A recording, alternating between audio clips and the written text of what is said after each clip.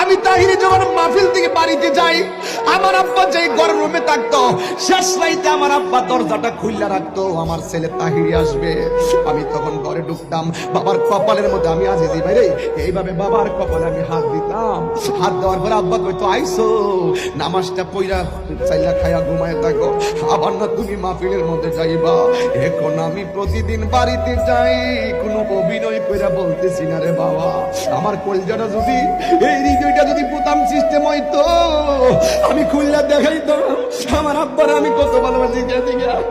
মনে হাফেজ না এই ছেলেটা, এই যে মাদ্রাসার হুজুর।